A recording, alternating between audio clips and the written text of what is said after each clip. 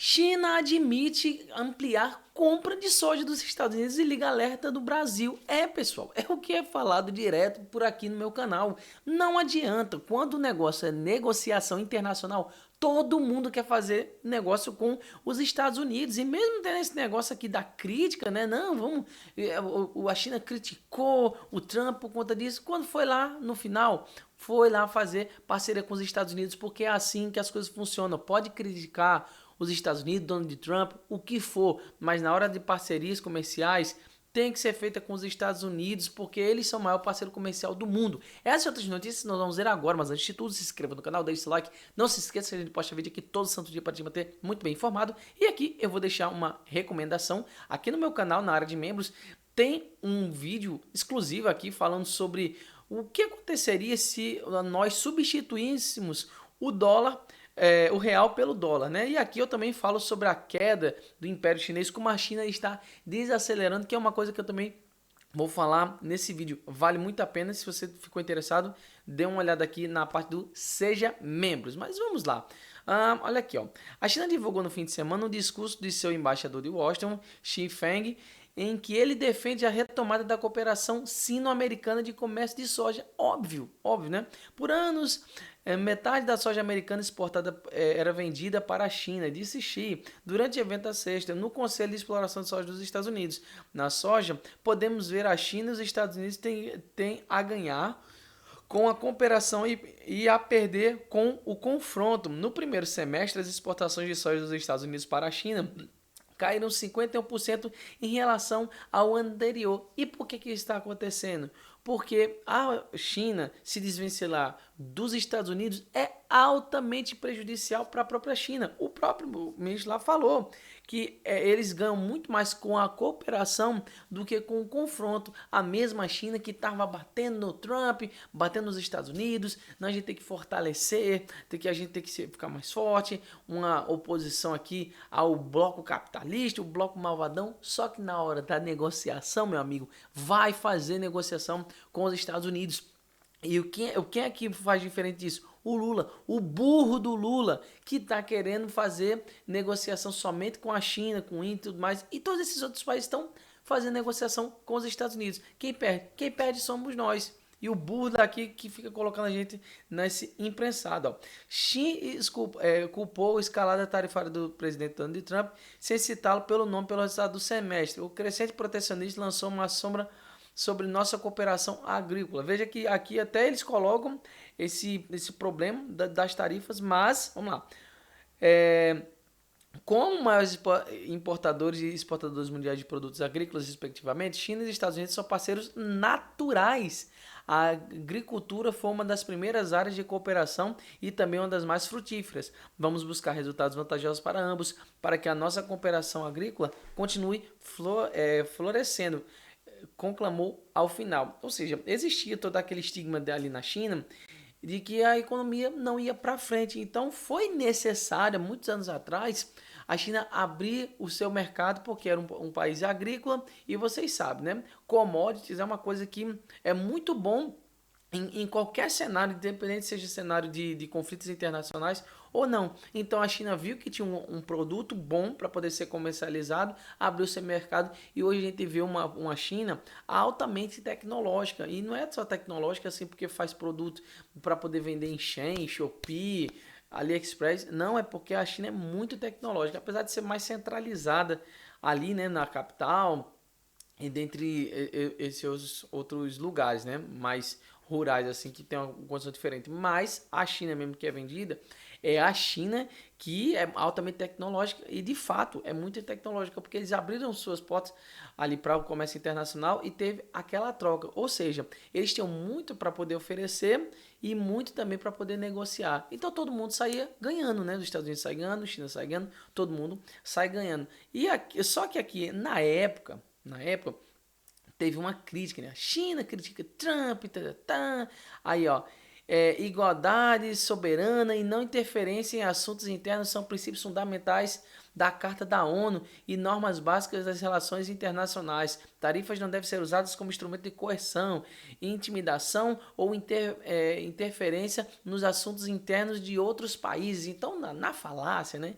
Não, a gente não pode fazer esse tipo de coisa. A gente tem que bater de frente contra isso. Não pode ter essas coisas aí contra o Brasil. Não pode. Só que na hora do vamos ver, o que aconteceu? Foi lá e fez o acordo, né? Começou a vender mais. As exportações aumentaram para os Estados Unidos. Por quê? Porque é vantajoso. Precisa ser feito dessa forma para que a China não entre num limbo. Se a China perder essa parceria com os Estados Unidos, o próprio ministro lá falou. É muito melhor a cooperação do que o confronto, exatamente, porque a China tem muito a oferecer para os Estados Unidos, tem, só que se não oferecer para os Estados Unidos, vai oferecer para quem? Quem é que vai comprar tanto da China? É a mesma coisa que acontece com o Brasil.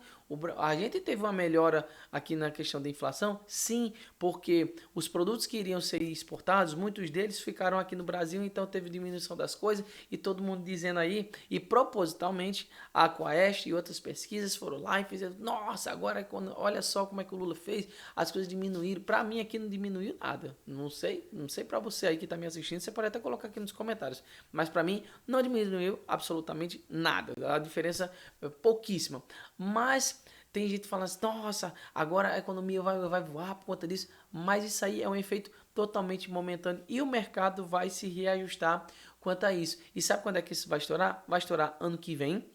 E no ano que vem vai ser o quê? Ano de eleição. Aí vai falar o quê? Não, isso aqui foi culpa do Trump e vai querer isolar o Brasil ainda mais, transformando o Brasil numa ilha. Esse é o grande problema, mas isso aí é bom para o ano que vem. Provavelmente eu estarei aqui fazendo vídeo para vocês. Mas o fato é que apesar da China ter batido dizendo não, não pode ter isso, olha aí, a China fazendo acordo. E o que o pessoal aqui está se apoiando? O Banco Central do Brasil firmou um acordo de 157 bilhões com a China para uso do yuan em movimento que aumenta a pressão sobre a hegemonia do dólar. Yes!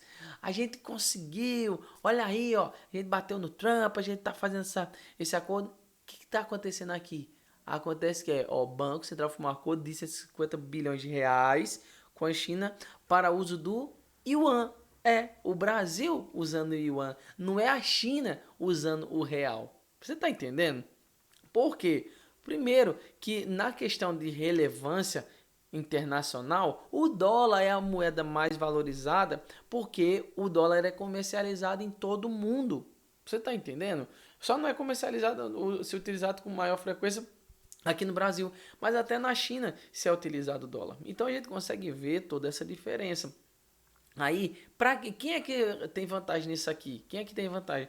A China, né? Porque o Brasil vai estar utilizando 150 bilhões. O negócio é que isso aqui, 150 bilhões de reais, em âmbito internacional, meu amigo, é pó, é farinha isso aqui. Isso aqui não faz a menor diferença. Você está entendendo? Olha aqui, ó. Brasil fecha swap cambial de 57 bilhões de reais, amplia o uso do yuan e colocam pressão inédita sobre a supremacia global do dólar. Que pressão, cara.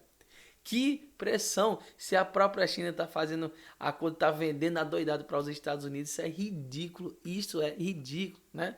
O Banco Central do Brasil anunciou esse acordo histórico, válido por 5 anos. A cooperação à primeira vista técnica é, na verdade, um marco geopolítico.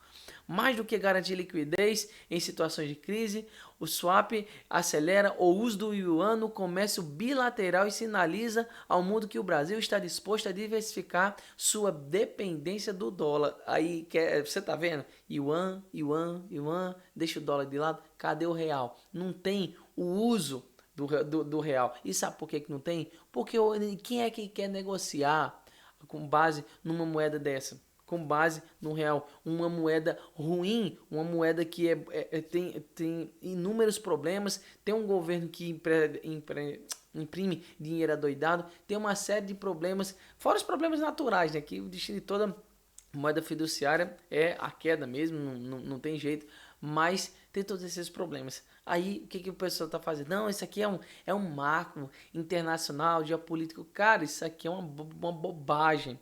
uma besteira muito grande. O melhor que tinha que ser feito era um acordo com os Estados Unidos, assim como a própria China está fazendo. Não é que seja bom, seja ruim, isso aí é o necessário, isso precisa ser feito. Mas o que, que o Lula está fazendo? Não está fazendo nada, porque o Lula não quer isso aí. O problema maior está aqui, ó. O problema japonês da China. A China está desacelerando, que foi o que eu apresentei aqui, ó.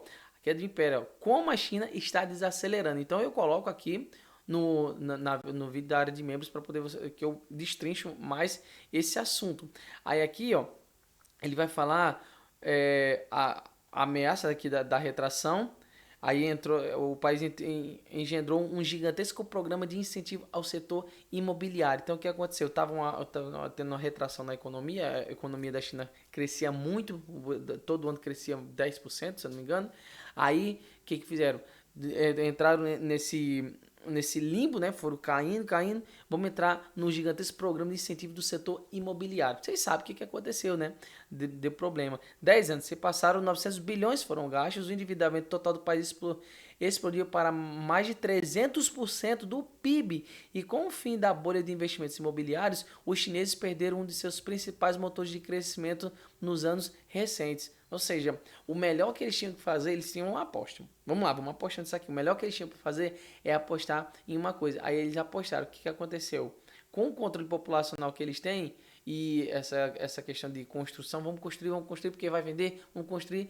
Tem inúmeras cidades fantasmas na China. Por quê? Porque não tem como estar circulando, não tem como estar esquentando esse dinheiro. Aí eles fizeram assim, não, faz lá, que é muita gente aqui, vai vender. Não vendeu. E agora? Agora temos um problema gigante, né? Assim é para a China. Como é que isso vai reverter? Eu não sei, sinceramente, eu não sei como é que a China vai fazer alguma coisa para poder mudar essa situação. Mas isso aqui só mostra que o Brasil está entrando numa furada grande, e que não adianta. Esse aqui, ó, Xi Jinping não tá nem aí. Ele quer fazer acordo com os Estados Unidos para poder ver o lado dele e a gente é que vai acabar se ferrando mais uma vez nessa história toda por conta do velho cachaceiro.